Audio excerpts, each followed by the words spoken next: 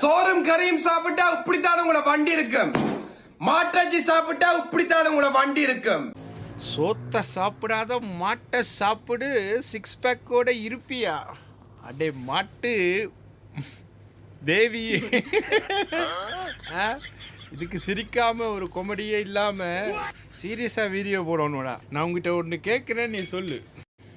ஏன் உன் வாழ்க்கையில் என்னைக்காவது ஒரு நாள் தின்ன சோறு இல்லாமல் ஒழுங்காக சாப்பிட முடியாமல் ஒட்டி போன வயிறும் 16-32 விழா எலும்பும் தெரிகிற அளவுக்கு சாப்பிட வழி இல்லாத ஒரு மனுஷனை நீ எங்கேயாவது பார்த்துருக்கிறியா?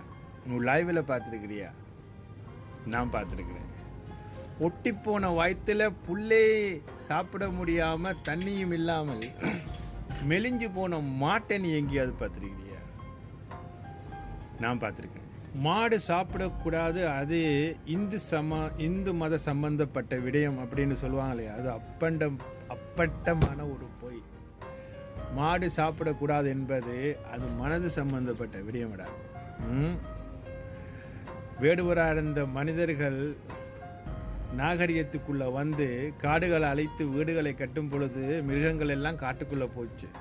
அதில் ஃப்ரெண்ட்லியான மிருகங்களே அவங்க தன் பக்கம் வச்சு கொண்டாங்க. அதில் ஆடு, மாடு, நாய், பண்டி, குதிரை, கழுதை இப்படியான மிருகங்களே அவங்க பக்கத்தில் வச்சு கொண்டாங்க. அதில் அந்த மனிதன் வாழ்வதற்கு வாழ்வாதாரத்தை கொடுத்த முதல் பெரிய சொத்துன்றதே மாடு தாங்க. ஒருத்தர் இந்த வீட்டிலலாம் இப்போ நீங்கள் ஒரு காரு வச்சுருக்கிறீங்களே, அதை விட ஒரு பெரிய வலிவான ஒரு விஷயமா அந்த காலத்தில் மாட்டை பார்த்தாங்க. ஒரு மாட்டை அழித்து நீங்கள் சாப்பிட்டீங்கன்னா, அடித்து சாப்பிட்டீங்கன்னா ஒரு 20 பேர் சாப்பிடுவீங்க. ஆனால் அதே மாட்டை வச்சு ஒரு உழவன் ஒரு ஏக்கரை உழுதானன்று சொன்னால் ஒரு 50 மூடை அரிசியாவது வரும். அதை வச்சு ஒரு ஊரே சாப்பிடும். ஒரு மாட்டை அழித்து நீங்கள் சாப்பிட்றதுக்கு பதிலாக அந்த மாட்டை வாழ விட்டீங்கன்னா அது கொடுக்குற பாலை பல பேர் குடிப்பாங்க. அந்த மாட்டை கிராமங்களில் இருக்கிறவங்க சிட்டி பக்கம் வாரதுக்கு வண்டில் கட்டி அதை ஒரு வாகனமாக யூஸ் பண்ணினாங்க.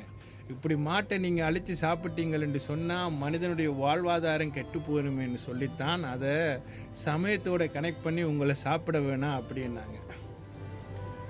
அப்படி அந்த மாட்டை வைத்து உழவன் ஏறு பூட்டி நம்மளையெல்லாம் சாப்பிட்ட வைத்த அந்த மாட்டை நீங்கள் திண்டு 6 பேக் வரும் புரோட்டீன் அவங்கள ஒட்டின வயிற்றோட சாக வச்சுட்டு இன்னைக்கு மாட்டை சாப்பிடுன்ற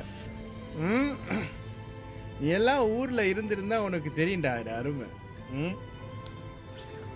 இந்த வெளிநாடுகளில் நீங்கள் 4 காரு 2 வீடு இதெல்லாம் வச்சிருக்கிறது ஒரு பெரிய ஸ்டேட்டஸ் அப்படின்வாங்க இல்லையா?